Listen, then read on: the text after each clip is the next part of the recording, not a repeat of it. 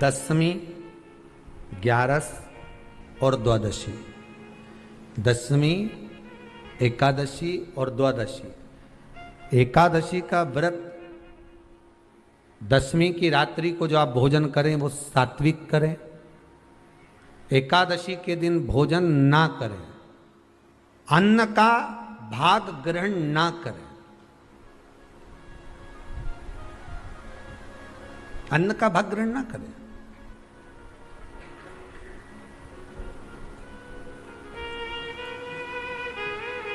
कितना सुंदर कहा है महाराज जी। यदि आपके यहां पर गौ माता है, आपके घर में अगर गौ माता विराज रही है,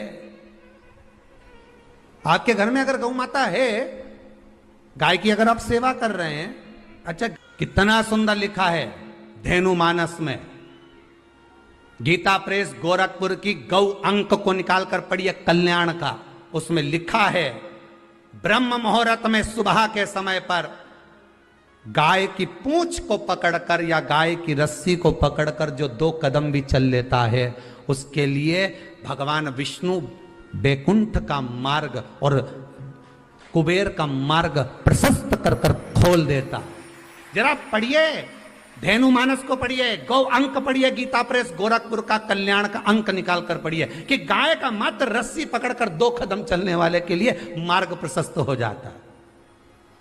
एकादशी के दिन अगर आपका व्रत है तो आप भूलवश भी डब्बे में रखी हुई रोटी गाय को ना देते हुए कुछ थोड़ा सा फल, फलहार, कोई केला, कोई सेब, जो आप खाते हो, अंगूर, पपीता, जो आप ग्रहण कर रहे हो, उसका थोड़ा सा भाग आप गाय को प्रदान करो।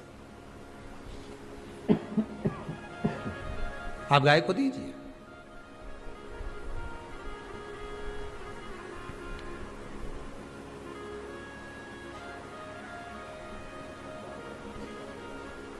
थोड़ा सा भाग आप गौ माता को प्रदान करो, थोड़ा सा।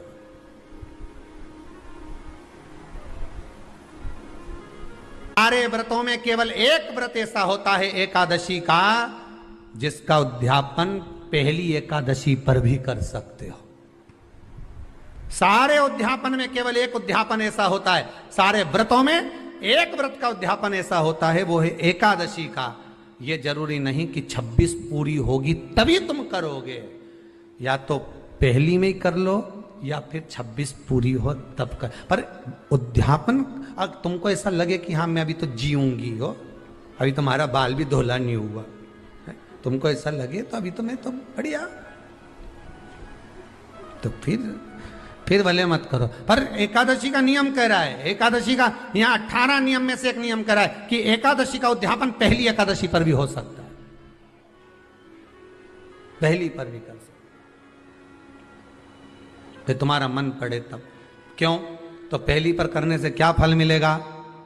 तो एकादशी की नियमावली कहती है, अगर मान लो आपने पहली एकादशी पर भी उद्यापन कर लिया, इसके बाद में जितनी एकादशी करोगे वो सारी तुम्हारे खाते में जुड़ती जाएगी। मतलब बैंक में खाता खोल लो, ठीक है, खाता खोल लिया, अब जितना कमाता जाओगा उसमें डालते जाओ, जितनी कमाई करके लाओगे उसमें जमा करते जाओ। एकादशी एक बार उद्यापन पहले में भी हो गया तो बाकी का पुण्य तुम्हारे खाते में आ जाएगा,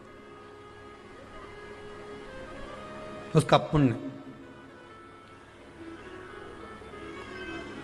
एकादशी का उद्यापन बड़े महीने में, माघ शुक्ल एकादशी के दिन, माघ का महीना हो, शुक्ल पक्ष की, जम के बोलिए, एकादशी हो, प्रयास करना कि आप उद्यापन करें, भले 5, 10, 11, 12 जितनी एकादशी हो जाए, 26 हो जाए तो ज़्यादा अच्छी है, नहीं तो आप करें तो माघ महीने की शुक्ल पक्ष की एकादशी के दिन आप उद्यापन करें, प्रयासरत करें, प्रयासरत। बड़े महीने के अंतर्गत जो उद्यापन, हाँ चतुर्मास के अंतर्गत उद्यापन नहीं होता एकादशी का, बहुत ध्यान दीजिए हमारा। ये जो सावन भादो कुंवर कार्तिक जो 4 महीना होते हैं भगवान के शयन करने के, इसके अंतर्गत एकादशी का उद्यापन नहीं होता, और इसके अंतर्गत उद्यापन करना भी नहीं चाहिए एकादशी। महाराज एकादशी का उद्यापन माघ महीने की शुक्ल पक्ष की एकादशी के दिन आप बहुत प्रेम से आनंद के साथ करिए महाराज। परंतु एकादशी के उद्यापन में सबसे ज्यादा अगर कुछ जरूरी होता है तो 24 तरह का नैवेद्य जरूरी होता है। कितने तरह का? 24 तरह का नैवेद्य। अब आप कहोगे गुरुजी उद्यापन हम कर रहे हैं एकादशी का, तो उसमें तो फलहार का हमें नैवेद्य बनाना चाहिए। तो फिर ये पुराण के अंतर्गत स्कंद पुराण में ये चीज लिखी है कि एकादशी का जब उद्यापन करते हैं तो 24 तरह का नैवेद्य बनाकर सिद्ध करते हैं। 24 तरह का नैवेद्य जान रख लेना का हलवा बना लो, खीर बना लो, पूड़ी बना लो, सब्जी बना लो, पकोड़ा बना लो, भजिया बना लो, ऐसे 24 तरह का नैवेद्य अलग अलग चाहिए। पर लोग क्या करते हैं, खोपरा पाक बनवा लेते हैं 1-2 किलो और 24 जगह रख देते हैं। स्वीकृत नहीं है। 24 तरह का नैवेद्य रखा जाता है। महाराज एकादशी के दिन भगवान के पूजन का पूरी तैयारी कर कर मंडल आदि बनवाकर विद्वान ब्राह्मण को बुलाकर, कर्मकांडी ब्राह्मण को बुलाकर जो भगवत सेवा में एकादशी का उद्यापन कराए, उन ब्राह्मण के चरणों को नमन कर कर, प्रणाम कर कर एकादशी का पूजन करवाइए और उस मंडल की पूजन कराकर हवन द्वादशी को कराइए। एकादशी को हवन नहीं। एकादशी के उद्यापन का जो हवन होता है वो द्वादशी को।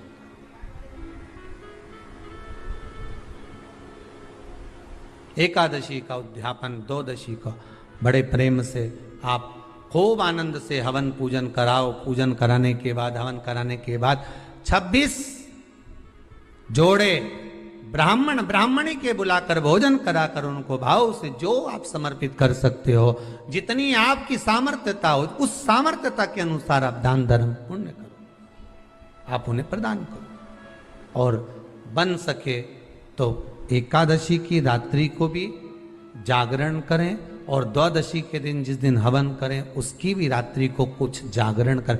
जागरण का मतलब पहले भी कथा में कहा, प्रदोष की कथा में वर्णन किया था। हम ये नहीं कहते कि तुम पूरी रात जगो। हमारा तो निवेदन है 15 मिनट का करो, आधे घंटे का करो, 20 मिनट का करो, पर रात्रि के समय थोड़ी देर अगर एकादशी का उद्यापन कर रहे हो तो जागरण थोड़ी सी देर अवश्य करें। नहीं कर सकते अकेले बैठकर राम नाम जप लें, भजन कर ले, पर करो। कि नारी के मुख से अगर एक बार निकल जाए कि मेरी जिंदगी तुमसे विवाह कर कर बेकार हो गई, उस समय नारी का साथित्व समाप्त हो जाता है। इसलिए माताओं आपसे निवेदन है, जिंदगी में सारी लड़ाई लड़ना, सब कुछ बोलना, पर अपने पति से यह मत कहना कि तुमसे विवाह कर कर मेरी जिंदगी बेकार हो गई। क्योंकि विवाह तुमने किया है पर भाग्य उसने लिखा है। भाग्य लिखने वाला वो है। और आपसे फिर निवेदन करूंगा, राम मंदिर जाओ, कृष्ण मंदिर जाओ, शिव मंदिर जाओ, भवानी के मंदिर जाओ, तुम्हारे 33 कोटि देवताओं के मंदिर चले जाओ, गणेश जी के मंदिर जाओ, तुम्हारी मर्जी पड़े उस देवता के मंदिर जाना, कोई तुम्हारा भाग्य नहीं बदल सकता।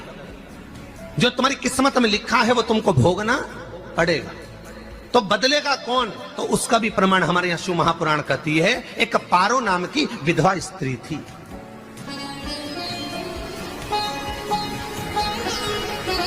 क्या नाम है उसका? नाम पारो। विधवा है, पति नहीं है, एक बेटा है। और विधवा स्त्री जो थी वो गर्भ से थी, उसका संतान नहीं हुई थी, पति मर गया था, वो गर्भावस्था में बेटा रह गया और पति चले गए। पारो बड़ी दुखी थी, भगवान का भजन करती, बहुत, घर में कुछ भी नहीं था। जो व्यापारी, जो धन था उसके पति का, वो सब लोग खा गए। जब जैसे व्यक्ति जब तक जीवित है तब तक संसार उसका है, जैसे ही वो गया उसका सारा धन भी उसके साथ चला गया। व्यापार धन रो। पारो आंखों से अश्रु बहता है, नैनों से जल बहता है, नैनों से बिंदु बहता है। और पारो की आंखों से जब आंसू बह रहा है, अश्रु निकल रहा है, जल बह रहा है, बेटे को जन्म दिया। उसने सोचा अपनी जिंदगी तो बेकार हो गई, पर बेटा जन्म लिया तो इसका नाम अच्छा रख दूं तो हो सकता है भाग्य आगे अच्छा हो। तो उसने उसका नाम भाग्य सिंह रख दिया। क्या नाम रखा? भाग्य सिंह। भाग्य अच्छा रहेगा इसका, तो हो सकता है कुछ अच्छा कर ले। पर बेटे की भी किस्मत इतनी प्रबल नहीं थी। माँ जगह जगह बर्तन मांझ कर काम कर कर बच्चे का पालन कर ली। बच्चा थोड़ा बड़ा हुआ। माँ मेरे सारे मित्र सेठ हैं, अब मेरा ही किस्मत, मेरा ही भाग्य ऐसा क्यों है? मेरी ही किस्मत ऐसी क्यों है? ऐसा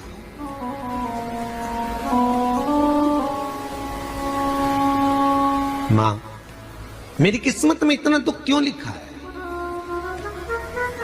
माँ भोजन तक हमको समय पर नहीं मिलता, हमारा भाग्य ऐसा क्यों है? माँ हमारी किस्मत ऐसी क्यों है? माँ कहती है बेटा जो ललाट पर लिखा उसे कौन टाल सका। माँ बच्चों को समझाती है, माँ बच्चों को कहती है, धीरे धीरे समय निकलता है। माँ एक बार बता माँ, तू कहती है कि सब भगवान ने लिखा है भाग्य में, तो भगवान का मिलेगा मुझे बता दे। माँ बोलती है ऐसी कोई जगह नहीं जहाँ भगवान नहीं। वन में मिलेगा? हाँ मिलेगा। माँ का कहना मानकर भाग्य सिंह वन में चले गया और घने जंगल में भाग्य जब गया भाग्य सिंह, और घने जंगल में जब पहुंच गया, ढूंढते ढूंढते ढूंढते ढूंढते ढूंढते तो भी भगवान तो भगवान, भगवान की छाया तक नहीं मिली। भगवान की छाया तक। आंखों में जल भर गया, बेहोश होकर गिर गया। शाम का समय था, विष्णु और लक्ष्मी निकल कर जा रहे थे। लक्ष्मी और विष्णु जाते जाते उसको देखकर रूप बदल के उसके पास गए। बेटा आपका नाम क्या है? हमारा नाम भाग्य सिंह है। कहाँ जा रहे हो? भगवान से मिलना है हमको। क्या काम है तुम्हें भगवान से? भगवान से पूछना है कि मेरी किस्मत ऐसी क्यों बनाई, मेरी किस्मत में गरीबी क्यों लिखी, मेरे भाग्य में इतना दुख क्यों लिखा। मुझे भगवान से पूछना है कि मेरी किस्मत ऐसी क्यों बनाई, मेरी किस्मत में इतना दुख क्यों लिखा। इतनी तो भगवान बोले ये तो देखो भाग्य भाग्य की बात है, सबके भाग्य में अलग अलग होता है। नहीं नहीं मुझे भगवान से पूछना। तो हुआ क्या? मैं बहुत गरीब हूं, मैं बहुत दुखी हूं। भगवान से प्रार्थना है कि मुझे कुछ मेरी जिंदगी का अच्छा कार्य कर दीजिए। लक्ष्मी जी को दया आ गई, नारायण से बोले प्रभु इसको कुछ दे दो, थोड़ा सा इसके ऊपर कृपा कर दो। नारायण बोले इसके भाग्य में नहीं है लक्ष्मी, इसके भाग्य में नहीं है लक्ष्मी। लक्ष्मी मैं दे भी दूंगा तो इसकी किस्मत में नहीं है। लक्ष्मी कहती है आपका काम देने का है, आप तो दो। भगवान ने कहा लक्ष्मी नहीं है भाग्य में, तुम तो दे दो। लक्ष्मी जी के कहने पर नारायण ने उसको एक हीरे का हार दे दिया। ले ये ले हीरे का हार। वो प्रसन्न हो गया, हीरे का हार मिल गया। और हार लेकर वो चला, और चलते चलते उसने सोचा मेरी मम्मी को दूंगा, मेरी माता को दूंगा, माँ बड़ी प्रसन्न हो जाएगी। हीरे का हार लेकर जा रहा था। हार ले जाते उसको रास्ते में इतने में उसको तुरंत उसी समय पर कहीं सोचाधिक कर्म के लिए जाना पड़ा। उसने सोचा इस हार को इस पत्थर पर रख देता हूं, अभी आऊंगा वापिस इस हार को उठाकर घर लेकर चले जाऊंगा। और सोचाधिक कर्म के लिए वो चल दिया। गया, हाथ धोकर आया, इतने में चील उड़ती उड़ती आई, उसका हार लेकर चली गई। आके रोने लगा। माँ को जाकर कहा माँ किस्मत तो देख, इतना जोरदार हार मिला था हीरे का, पर भाग्य में नहीं था, नहीं मिला। इतने में वो रोता रोता तुरंत फिर भगवान के पास गया। रोता बिलखता फिर पहुंच गया वन के अंदर, फिर भगवान मिले। भगवान ने पूछा अब क्या हुआ? प्रभु मेरा हार तो वो हीरे का, मेरा हीरे का हार ले गई चील। भगवान बोले देख भैया हम तो तेरी किस्मत में था, वो कर दिया, अब आगे तू एक काम कर, ब्रह्मा जी से जाके मिल। ब्रह्मा जी कहाँ मिलेंगे? यहां से आगे जा, ब्रह्मा मिल जाए।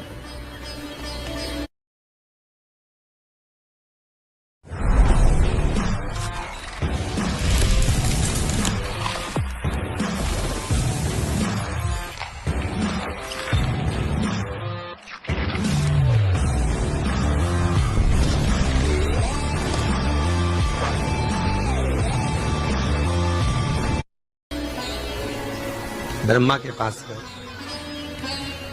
ब्रह्मा जी ने कहा क्या हुआ? ब्रह्मा जी मेरे भाग्य में गरीबी लिखी है, कुछ अच्छा कर दीजिए।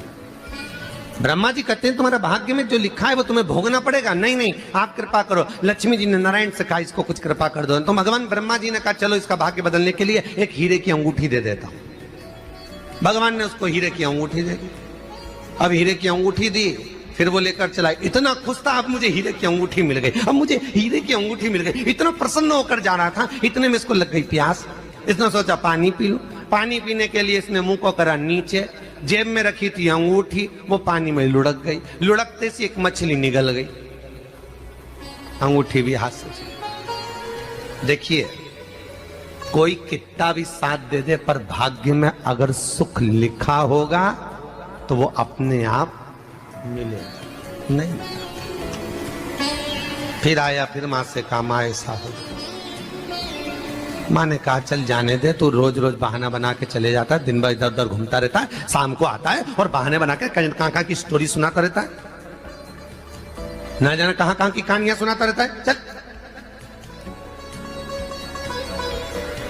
काम पे जा, कुछ काम कर तो भाग्य बदलेगा। नहीं नहीं मां, मैं सत्य बोल रहा हूं। नहीं माना, फिर चले गया। नारायण ने कहा एक काम करो, अब तुम शंकर जी के पास जाओ। शिव जी के पास गए। भोलेनाथ जी ने उसको हीरे की पोटली दे दी। वो हीरे की पोटली ले जाकर अब की बार सोचा कहीं रुकूंगा ही नहीं, सीधे घर गया। मम्मी को याद करा, माँ नहीं थी। उसने एक लोटे के अंदर हीरे रख दिए। मैं माता को ढूंढ के आता हूँ। माँ को ढूंढने गए, इसमें चोर घुस गए घर के अंदर, लोटा ही ले गए। फिर आके देखा, फिर माँ ने कहा, फिर बहाने बनाया तूने, फिर स्टोरी सुने, फिर कहानी सुने। माँ मैं सत्य कह रहा हूं, सत्य कह रहा हूं। आखिरी में हार गया। फिर भगवान विष्णु और ब्रह्मा ने एक ही बात कही, तू शंकर के मंदिर की चौखट पर जा। वहां क्या करना पड़ेगा मुझे? कुछ मत करना, केवल उसकी चौखट पर जाकर उसका दीदार करना, उसका दर्शन करना। उससे क्या होगा? भगवान विष्णु और ब्रह्मा कहते हैं 33 कोटि देवताओं के पास जाएगा तो कुछ नहीं होने वाला, पर शंकर के दरवाजे पर भाग्य देवी रोज प्रतिदिन झाड़ू लगाती है। कौन झाड़ू लगाती है? भाग्य देवी। आपसे निवेदन है, बहुत सुंदर कथा, इससे समझना कि विष्णु ब्रह्मा राम कृष्ण आदि 33 कोटि देवताओं के पास तुम चले जाओ, कोई तुम्हारा भाग्य नहीं बदल सकता।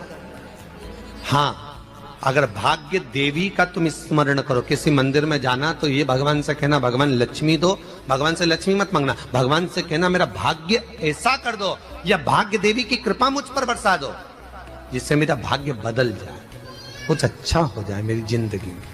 तो जाके शंकर के मंदिर के बाहर खड़े हो, भाग्य देवी मां झाड़ू लगाती है, भाग्य देवी उनकी चौखट पर बैठी रहती है।